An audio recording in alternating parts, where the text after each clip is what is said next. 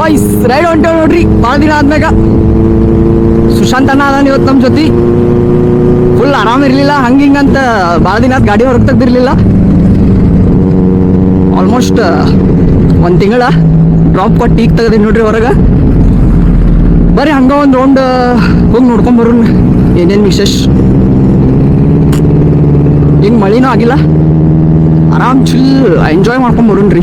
Short ride ಹೋಗಿ ಧೂಳಂತೂ full ಹೇಳತ್ತೈತೆ ನೋಡ್ರಿ. ನಿನ್ನೆ ಸಂಡೇ ರೈಡ್ ಹೋಗಲಿಲ್ಲ, ಆರಾಮ್ ಇರಲಿಲ್ಲ ರೀಪಾ. ಈಗ ಸ್ವಲ್ಪ ರಿಕವರ್ ಆಗೇನಿ. ಇನ್ನು ಎಲ್ಲ ರೈಡ್ಸ್ ಅದು ಹೋಗೋಣ್ರಿ. ಹೆಂಗಂತೀರಿ? ವೀಕ್ನೆಸ್ಸು ಸ್ವಲ್ಪ ಜಾಸ್ತಿ ಆಗೈತಿ. ಜ್ವರ ಬಡಿದ್ರೆ ಹಿಂಗಲ್ರಿ ಪಾ.